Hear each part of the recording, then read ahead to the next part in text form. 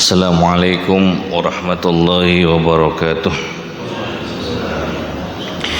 Innal hamdalillah nahmaduhu wa nasta'inuhu wa nastaghfiruh wa na'udzu billahi min shururi anfusina wa min sayyiati a'malina. May yahdihillahu fala mudilla lahu wa may yudlilhu fala hadiya lahu.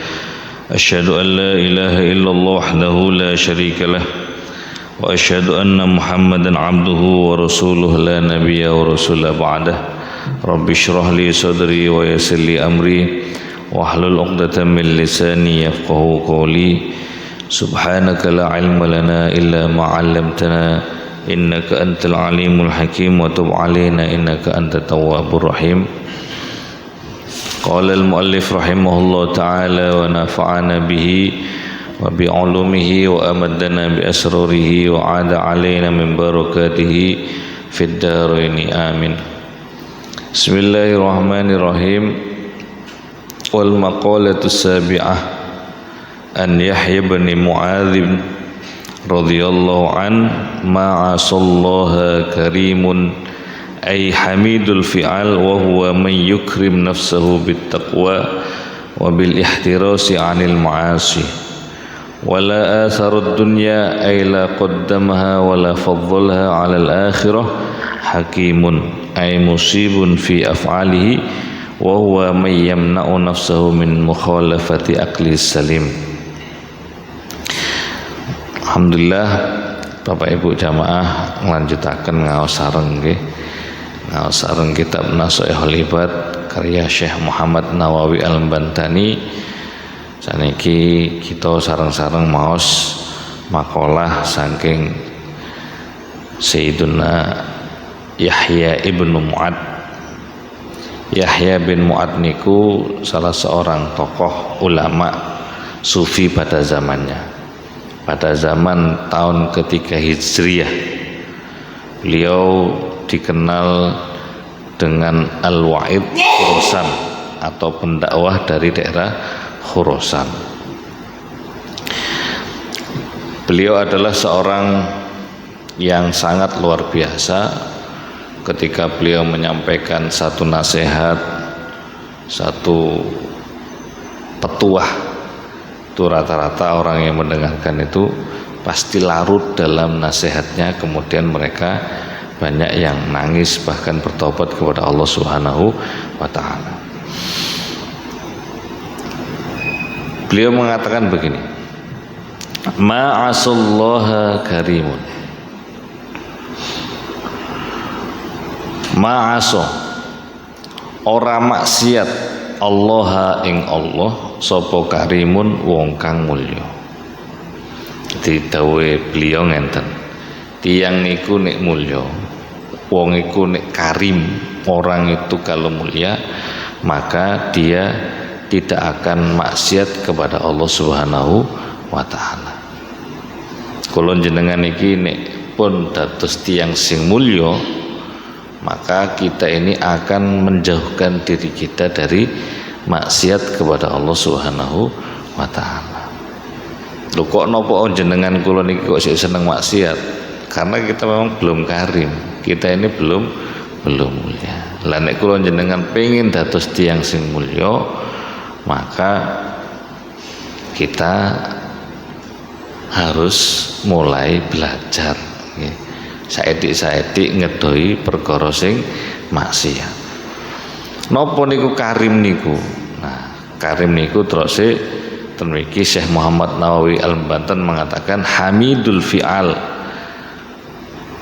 perbuatan yang baik. Wa huwa man yukrim nafsahu bittaqwa, yakni orang yang memuliakan dirinya dengan ketakwaan. Dengan ketakwaan.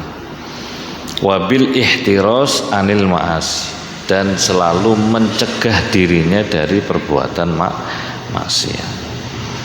Makanya Bapak Ibu jamaah sekalian, nggih, kula jenengan ngenten iki termriki hadir ten majelis niki, monggo sareng-sareng niati nggih. Kita ini bareng-bareng belajar. Selain kita ini diperintahkan untuk menjalankan ketakwaan, menjalankan perintah atau ketaatan kepada Allah, kita ini juga harus belajar. Ya apa carane kula jenengan iki saged ngedohi daging perkara maksiat. Ibarate ngenten.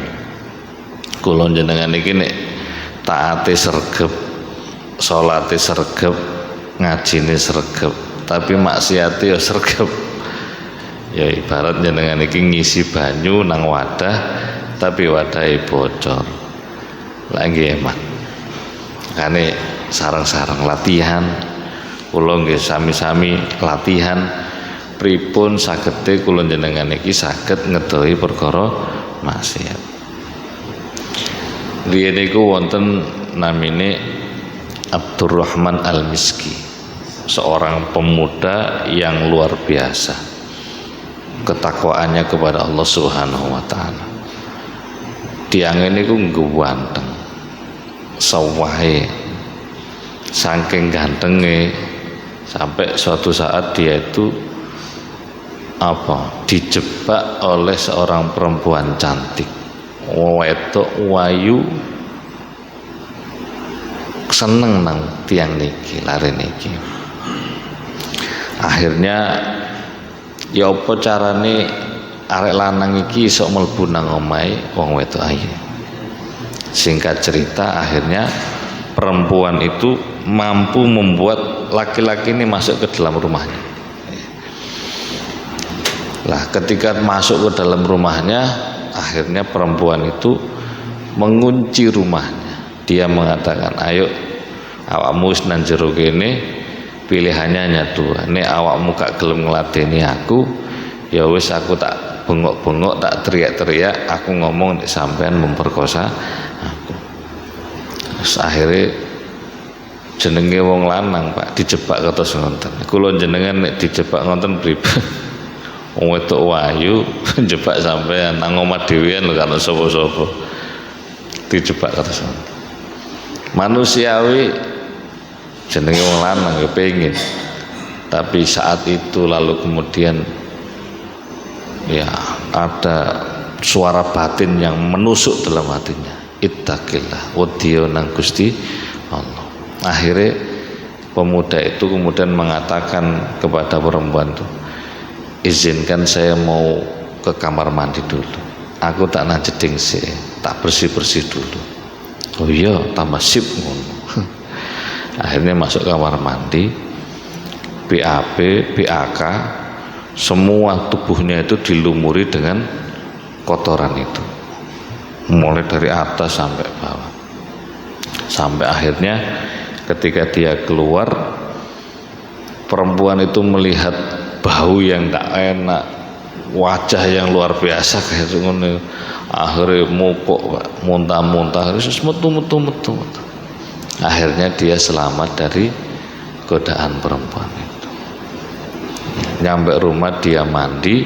Setelah mandi, masya Allah, karomahnya, badannya yang awalnya kayak seperti itu oleh Allah dijadikan harum, wangi seperti misik. Makanya dapat julukan Abdurrahman Al-Miski. Perkara ngoten niku saged ndadosaken tiyang sing dia lebih memilih dirinya hina di hadapan manusia, tetapi dia mulia di hadapan Allah Subhanahu wa taala. Ngenten iki nggih abot. Nggih mugi-mugi kula jenengan mboten dicoba ngenten. Nek sampean kula dicoba ngenten durung karuan kuat. Nek jenengan kuat luar biasa. Nah, tapi ini contoh kisah betapa orang kalau dia mau menjauhkan dirinya dari maksiat, maka dia akan mendapatkan kemuliaan dari Allah Subhanahu wa taala. Ini latihan ya. Bagaimana caranya agar kita bisa menghindarkan diri dari maksiat? Ya tentu yang pertama, kita selalu merasa bahwa setiap gerak-gerik langkah kita ini selalu diawasi oleh Allah Subhanahu wa taala.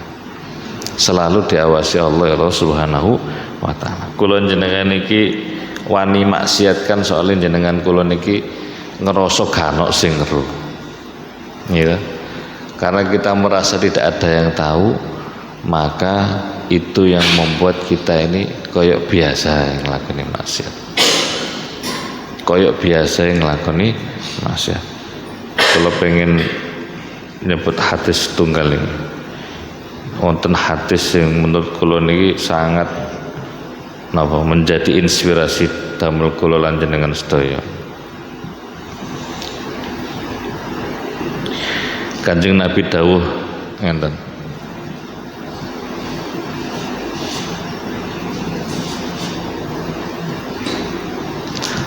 Niki riwayat Sauban radhiyallahu an.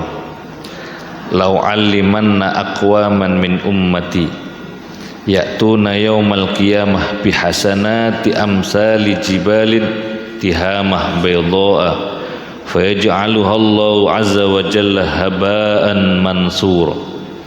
Qala Sauban ya Rasulullah sifhum lana jallihim lana alla nakuna minhum wa nahnu la na'lam.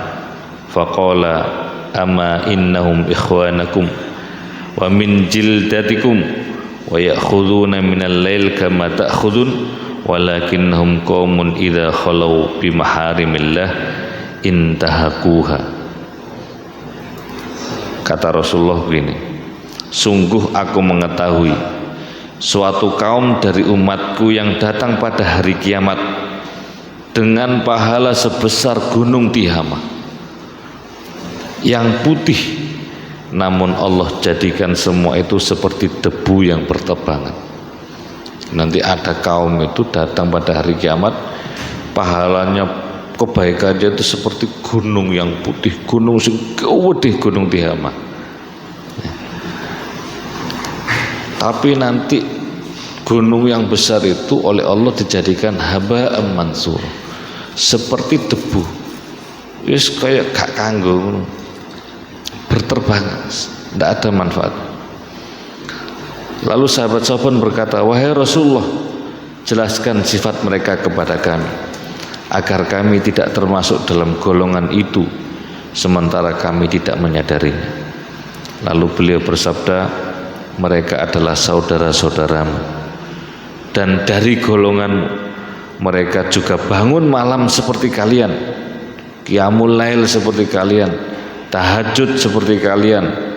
Akan tetapi jika mereka sendirian dan jauh dari manusia, mereka melanggar batasan-batasan Allah untuk bermaksiat kepada Allah Subhanahu wa ta'ala. Na'udzubillah min.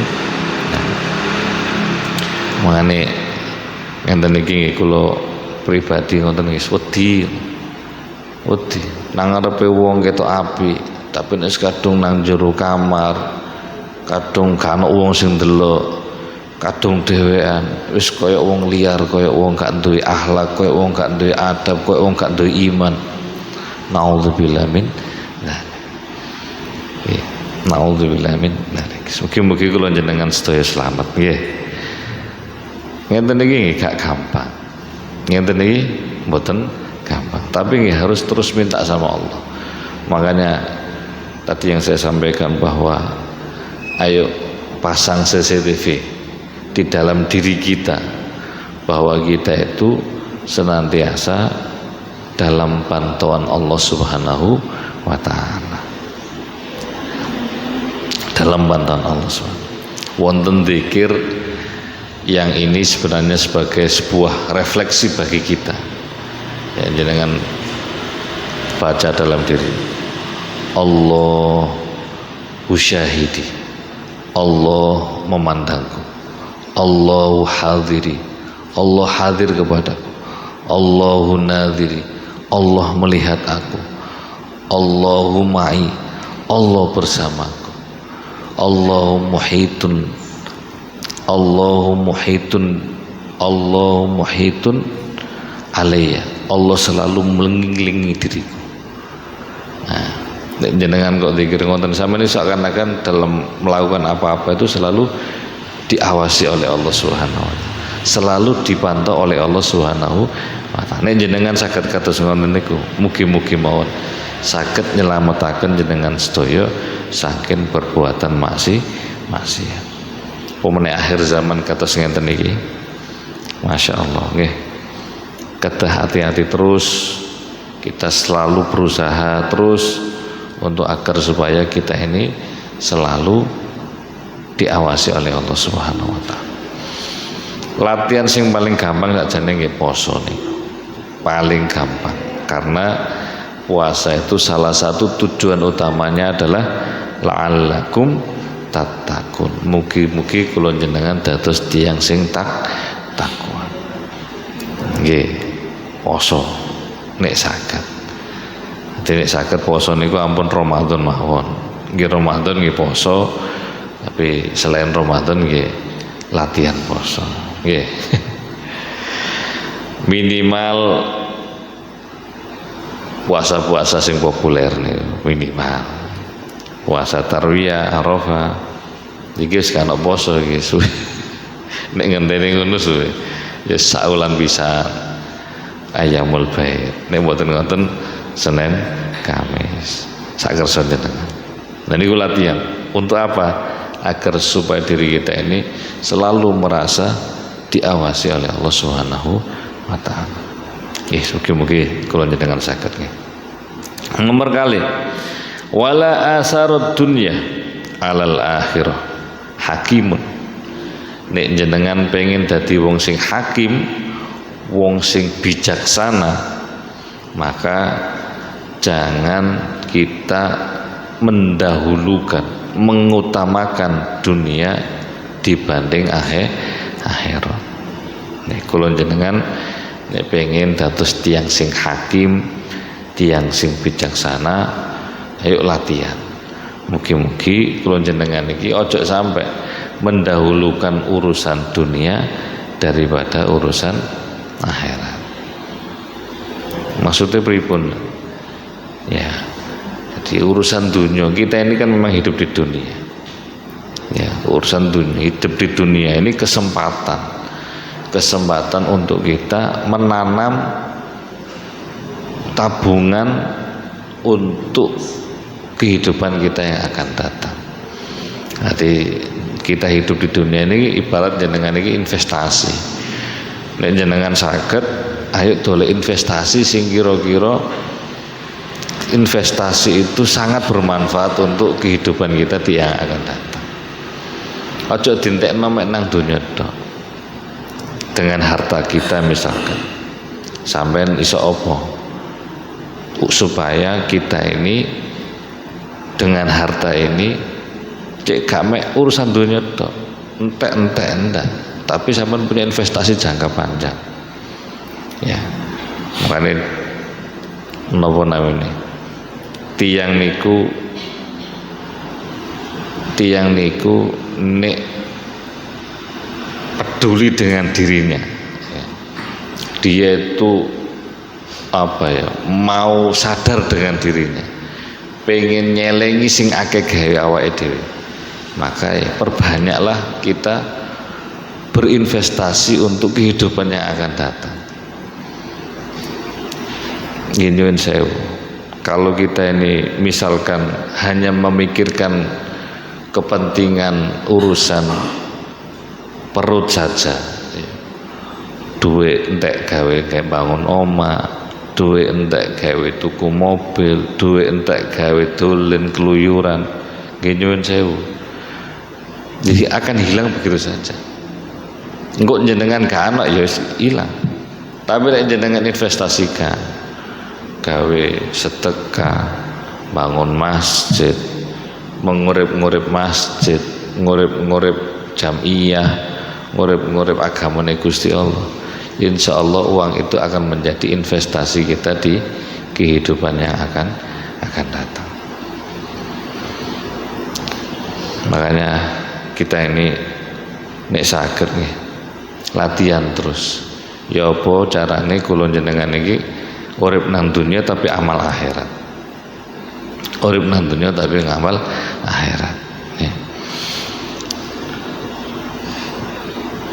Orang yang mendahulukan akhirat ini wonten pengusaha yang viral dulu itu dari Turki namanya Mustafa.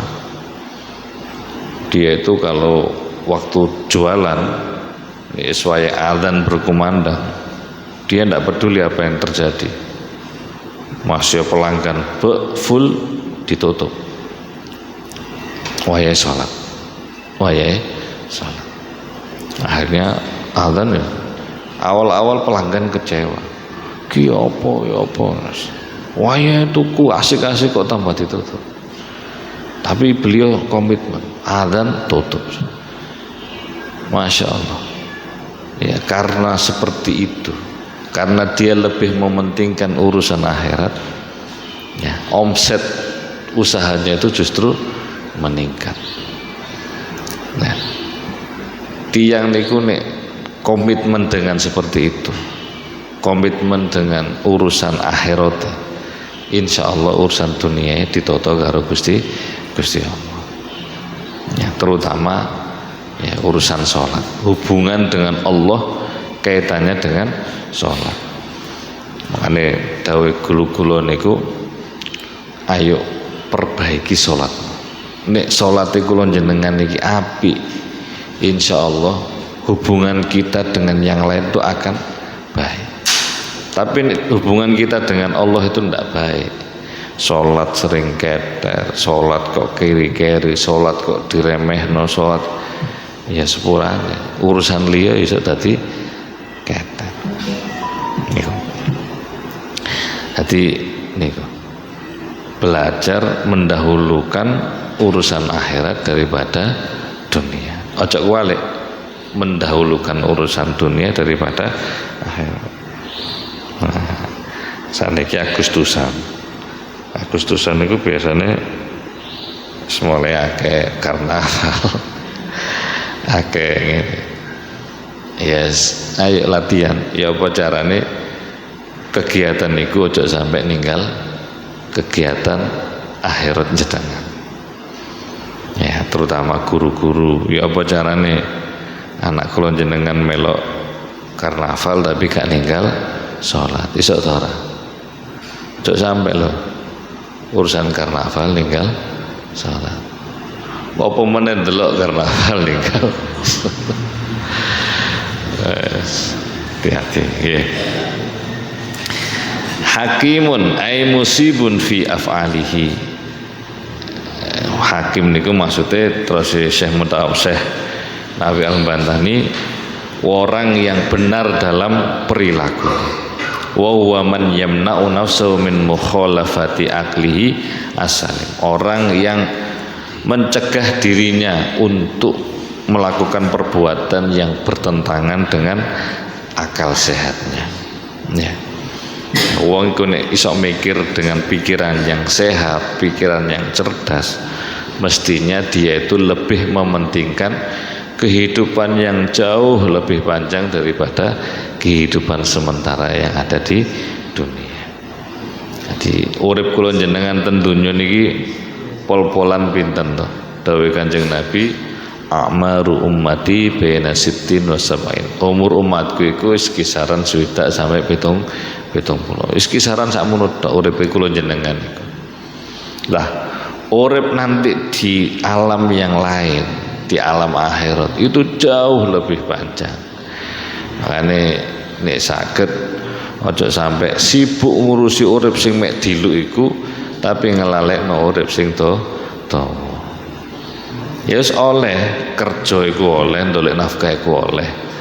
Tapi nek iso diniati gawe sangu akhirat, ojo mek gawe urusan dunia saja. Eman. Nanti kita itu ndak ada namanya hidup kembali kan, ndak ada. Nek wis wayahe balik ya wis buyar wis. Karek totalan akhir. Jenengan karek bagus amal bagusnya lebih banyak atau amal jeleknya lebih banyak. Enggak di total ae. Kayak iso terus balik maneh, urip maneh. Kayak iso. Makanya kita berusaha belajar, ditimbang-timbang, setiap melakukan sesuatu ditimbang-timbang. Iki kira-kira amal akhiratnya luwih akeh apa amal? Iki kira-kira benere luwih akeh apa salahe luwih akeh? Iki kira-kira maksiate luwih akeh apa amale luwih akeh? ditimang-timang. Sayyidina Umar bin Khattab nggih sering kula matur, beliau niku pas kapundhut beliau didapati dalam tubuhnya itu penuh luka, padahal beliau itu khalifah Amirul Mukminin, presiden, tapi lukanya masya Allah banyak. Sahabat pas memandikan jasad beliau itu melihat Sayyidina Abdullah bin Umar ditanya, anaknya Sayyidina Umar ditanya, nopo apa yang jenengan kok kata sabetane? Beliau niku setiap malam punya penjalin, kayak penjalin di rumahnya itu.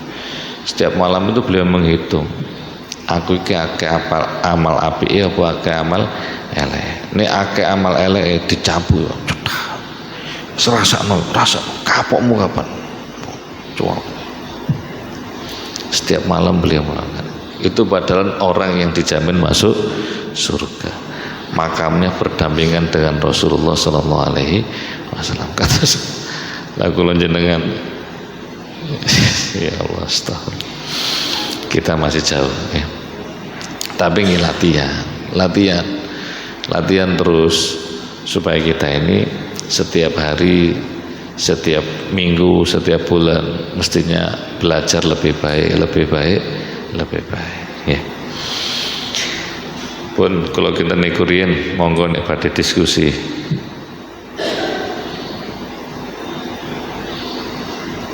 Wonten? Monggo. Waalaikumsalam warahmatullahi.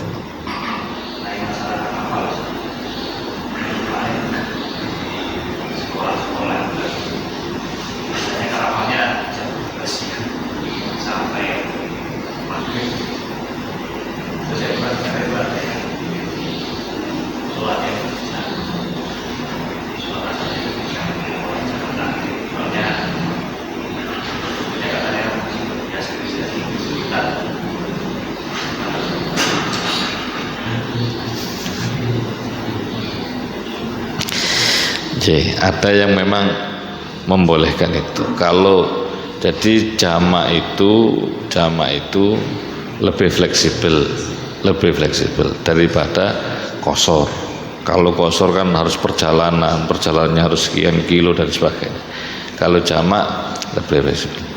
Bisa karena hujan deras, bisa karena udzur-udzur yang lainnya yang memang itu syar'i ya, termasuk pernikahan dan lain sebagainya.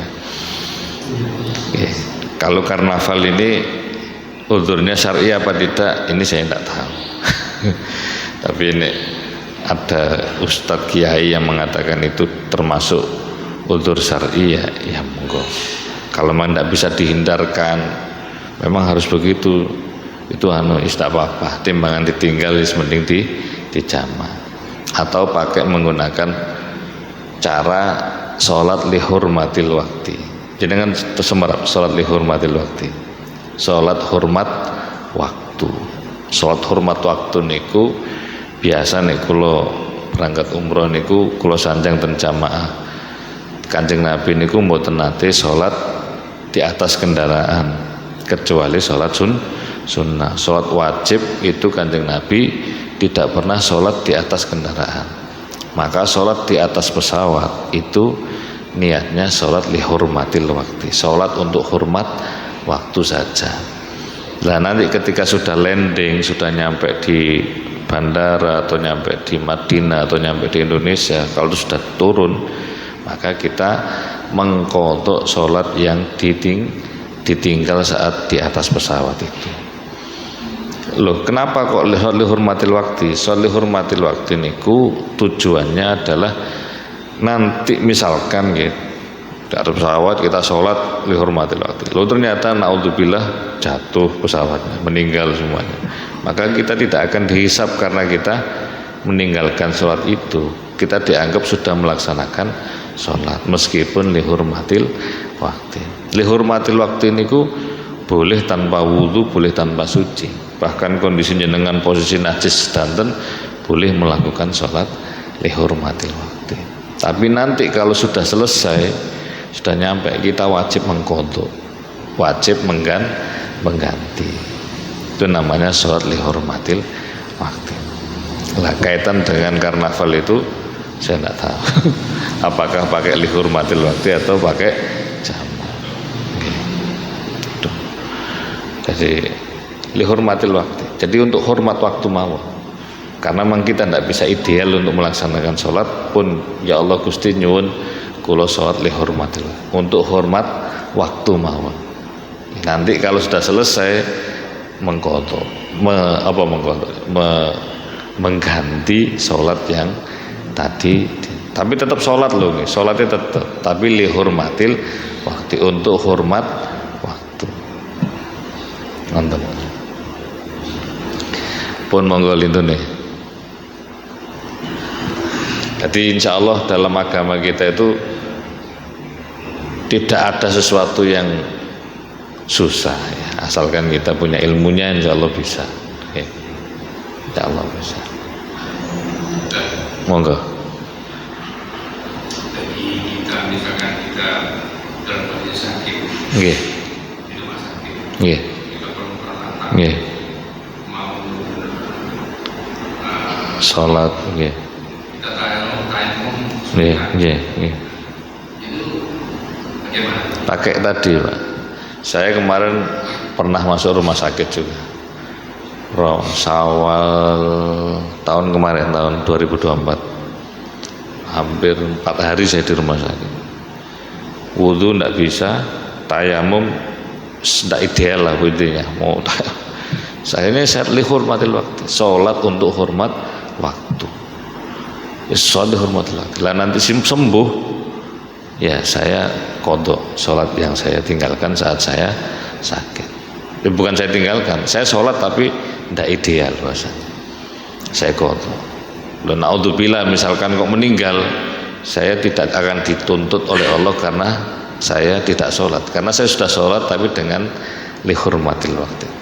Makanya kenapa dalam kitab-kitab itu ya para ulama memberikan solusi bagi kita yang kesulitan ideal dalam sholat dengan cara ini, sholat lihurmatil waktu. Jadi sholatnya untuk hormat waktu. Nanti jenengan pun sehat dikodok, nek saged dicatat nggih. Oh iki aku kodok. Lah kodoknya itu bagaimana? Apakah harus semuanya jadi satu? Ya boten lah, kabotan. Ya sak mampune mawon. Misalkan kita ninggal 4 hari sholat, kita nanti besok sudah sehat, kita lakukan aja sholat. Setiap pada sholat langsung sholat itu. Mari zuhur 4 rakaat salam, langsung sholat kodok nih, kodok hari pertama zuhur. Nanti asar juga boleh nggak sholat setelah asar sholat kodok nih? Boleh tak boten? Boleh tak boten? Angsal boten apa? Karena sebabnya mendahului. Ya, sebabnya mendahului. Boleh enggak apa-apa, langsung kodok asar. Maghrib kodok maghrib. Isya kodok isya. Itu hari pertama. Nanti hari kedua, hari ketiga, hari keempat selesai sudah. Kita sudah selesai, tidak ada tanggungan sholat kodok lagi. Jadi ngonten. Jadi sholat lihurmatil waktu. Tetap sholat, ojo sampai loro terus marah undang-undang nggak sholat. Ya, tetap sholat. Tetap sholat. Tetap sholat sama mampune. Karena kan yang buatan sakit ngatek lungguh, yang buatan sakit lungguh, nopo berbaring, ya, ya keberbaring, miring.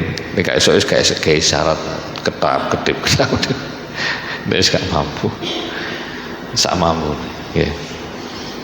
Jadi ibadah yang tetap melekat pada diri kita selama kita masih punya kesadaran itu sholat. Masih jenengan kok loro, nek sampean sik sadar tetap wajib sholat. Tetap wajib sholat. Iki carane nggih ngoten niku. Lah kok misale kok sampean sampai nggih nyun sewu loro sampai sak kamputute kok gak sempat ngontok mboten napa pun.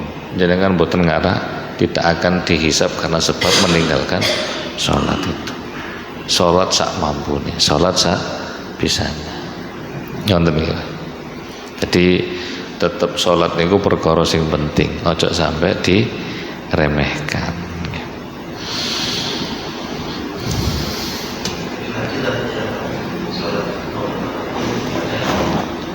Caranya bagaimana? Caranya biasa. Jika tuh sholat biasa, sholli fardhu dhuhri arba'a raka'atin mustaqilkan li hurmatil waktu lillahi ta'ala. Ngoten mawon, ditambahi li hurmatil waktu, untuk hormat waktu ngoten.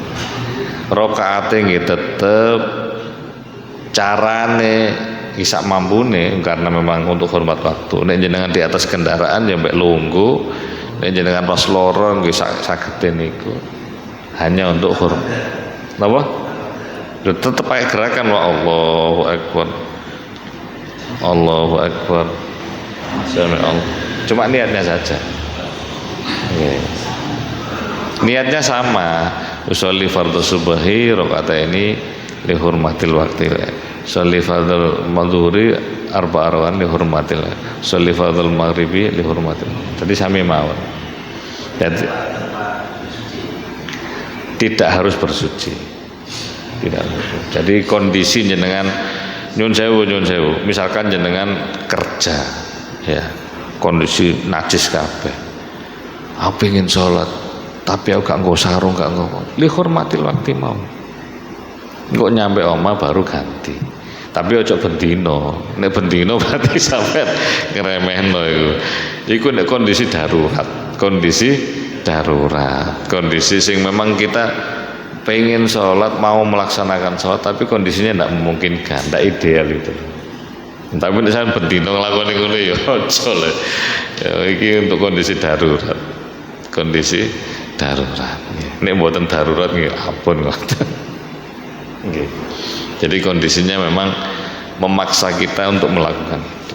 Timbang sampean gak sholat, kok aman alasan sampean gak sholat lho, aku najis kabeh, aku timbangane dosa lho, gak dosa, sampean li hormatil waktu, hormat waktu. Tapi ojo bendino ya. Catatan ini untuk kondisi darurat ya, bukan kondisi normal loh. Nek kondisi normal gak oleh. Ya termasuk perjalanan itu kan darurat, karena kita kan tidak bisa terus pesawat mudun sik sholat mudun mungkin kayak iso wis di atas pesawat. Perjalanan kemana, kita di atas kereta, wah iki ninggal duhur asar, hormat waktu mau sholat, kok nyampe konto. Jadi ini yang diajarkan guru saya, kalau kita saudara. Itu yang wajib, yang sunnah boleh. Ini jenengan sunnah bebas wis kayak ideal wis pokoke sementing niat sunnah. Wis tayamum saisoke kamu. Nek sunnah. Soalnya nek sunnah kan namanya sunnah. Tidak wajib mengqadha ya, tapi nek wajib harus mengqadha. Nggih. Ideal cara mengqadha sholat waktu kita masih muda. Kita berarti kan umur berapa? Iya. Puluhan tahun kan berapa?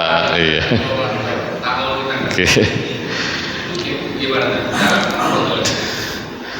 Ya, lakukan semampunya. Dilakukan semampunya. Karena kan kita sendiri juga tidak pernah tahu jumlah pastinya berapa. Ya. Kalau ada kesempatan mengqadha, lakukan qadha itu. Ya. Terutama nek kula nyuwun sewu.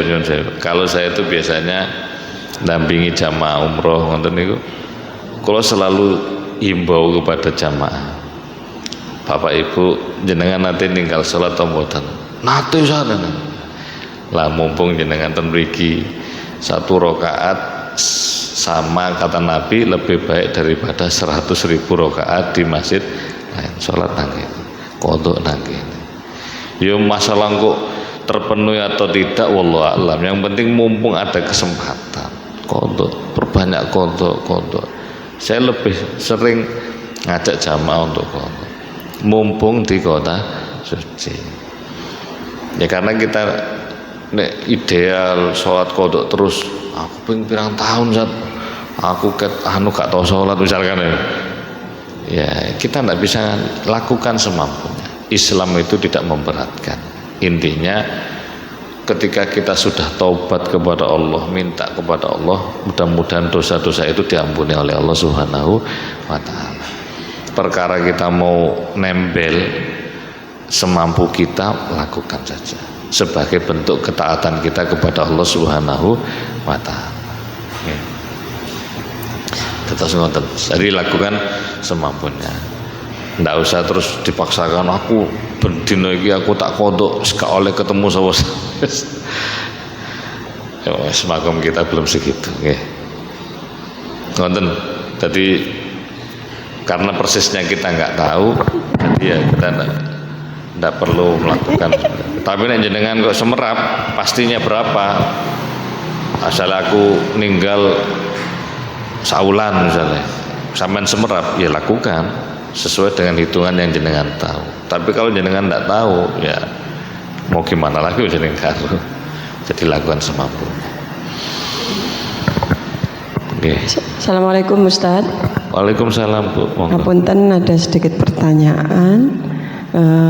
Gimana kalau ketika orang sakit itu kan pakai pempes nggih. Okay. Ketika mau melaksanakan sholat itu apa perlu pempesnya dilepas dulu atau bisa sholat dengan menggunakan pempes? Okay.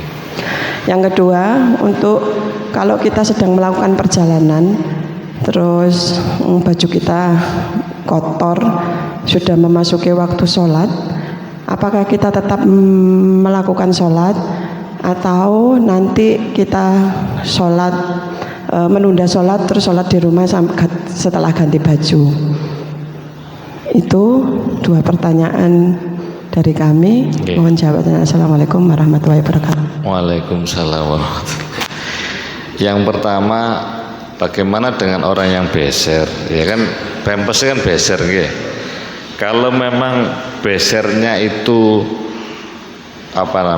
tidak bisa dihindarkan, nek sakit ngenten.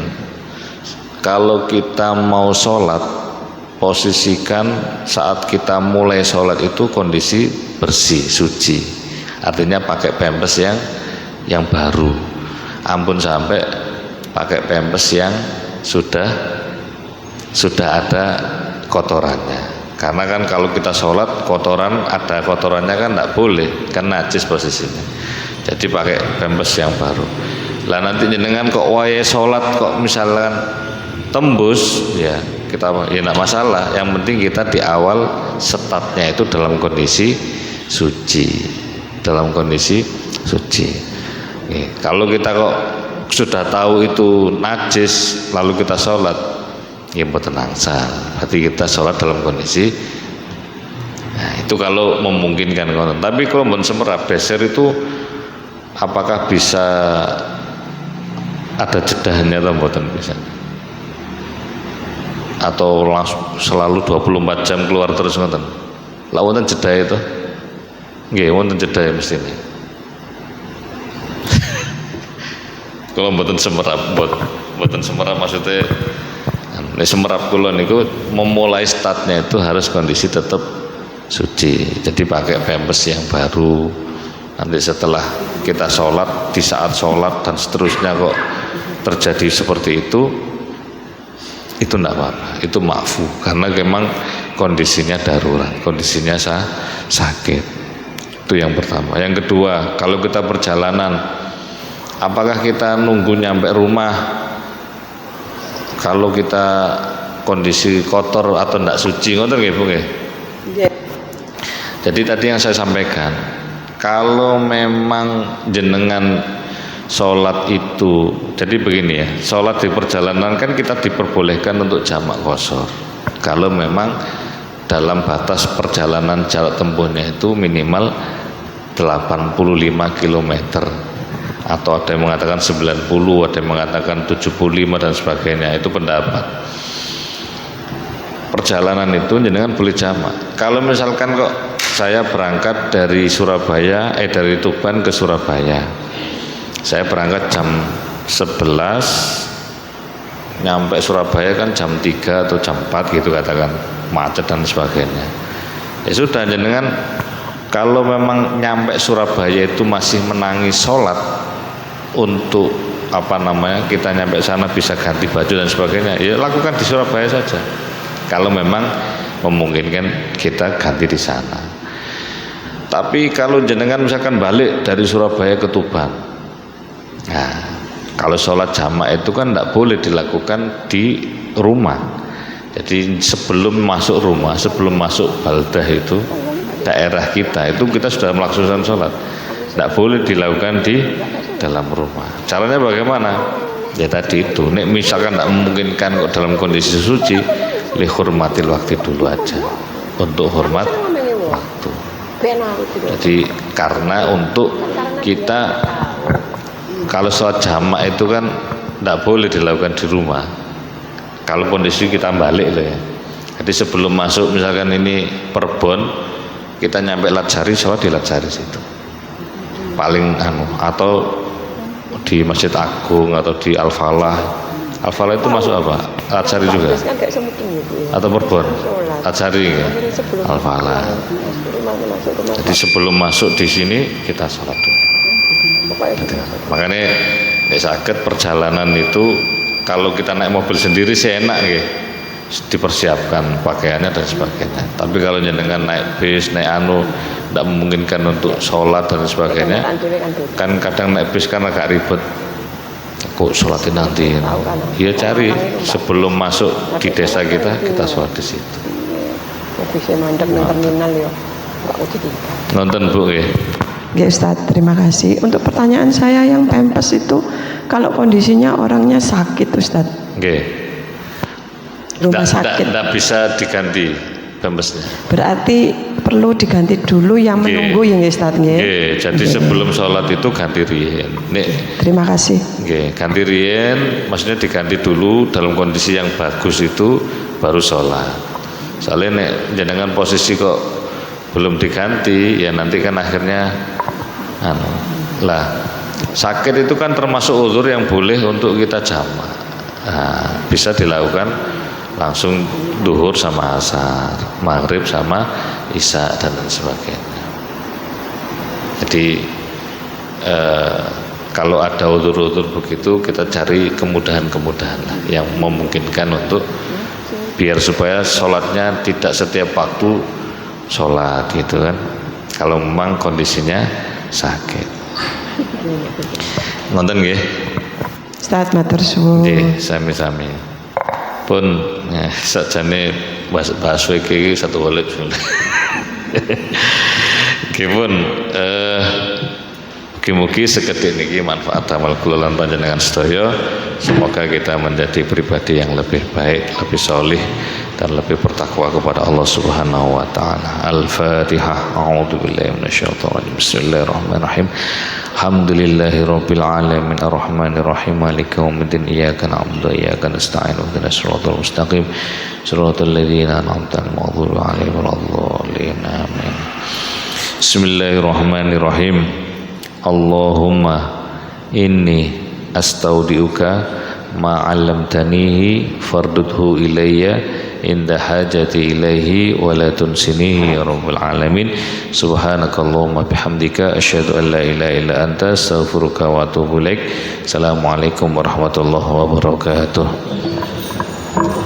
Allahumma shalli ala Muhammad ya rabbi shalli alaihi wasallam. Allahumma shalli ala